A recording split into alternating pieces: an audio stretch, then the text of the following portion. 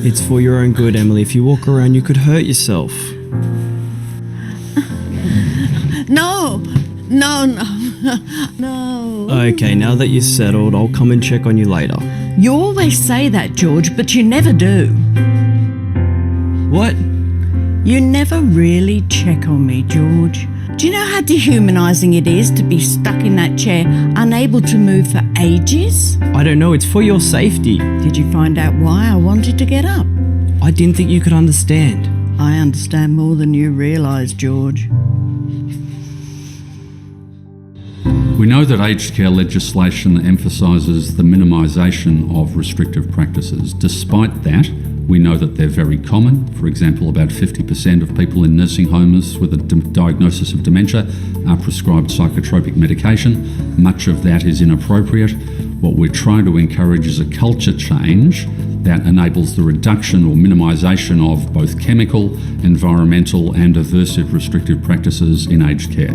The three key elements of a restrictive practice are that restrictive practices are intended to influence behaviour, restrain movement, or to affect a person's ability to make a choice.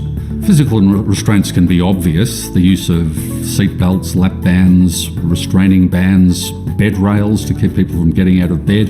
They can be less obvious, like the use of reclining chairs out of which the person with dementia struggles to rise, or they can be environmental, such as locked doors to prevent access to outside areas and even people's bedrooms at times. Things like tracking bracelets and cameras can be seen as restrictive practices, but there's a bit of nuance there. Staff will often use these interventions as a way of trying to ensure patient safety as much as anything, but really their intent is to allow staff to determine where a person is at any point in time so that they can intervene and perhaps stop them from going into areas where staff don't want them to go. Environmental restrictive practices can include such things as locked doors to outside areas. A lot of facilities will have beautiful outside areas, but if the residents are prevented from accessing them, that is a way of restricting their movement and their freedom of behaviour. Probably the largest area of restrictive practice is that of chemical restraint, where medications are prescribed to modify behaviour in some way or movement in some way. And there is a role for medication in altered behaviour, but it's a very small role, and in practice we see medications given for such behaviours as wandering, or taking your clothes off inappropriately, or voiding in inappropriate places. Behaviours which no reasonable person could expect could be modified by medication unless the medication simply sedates the person to the point where they're no longer able to indulge in these behaviours. Things like calling out is another good example. Come on, Kerry. It's time for your medications, okay? I need to give you your meds again. No. Come on, Kerry. No.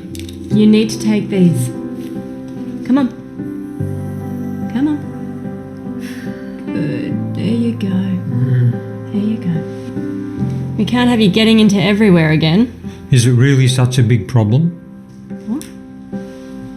What? Who are you? Well, so you try to give me even more drugs?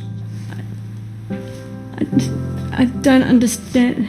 Why do you have to keep me so heavily sedated? You were upsetting the other residents, going in their rooms.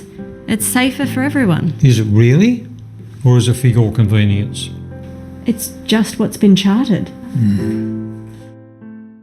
A behavioural or an aversive restrictive practice is where the restraint is not chemical or physical in its form, but takes the overtone of a threat along with it. People can be controlled by the use of a threatening tone of voice or the threat of consequences unless they comply with staff direction. That sort of thing would be an aversive restrictive practice where there's a threat of punishment or the threat of deprivation of liberty or of privileges or rights. Arthur, if you don't eat your veggies, you won't get dessert. Well done, Norma. You ate a lot today. No, not again, Norma.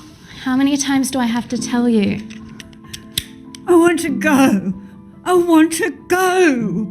Now, Norma, you know that if you want to go out, you have to stay in your chair. I got you up and ready because your daughter's coming to take you out today. But if you keep on trying to get out, I'll have to tell you can't go.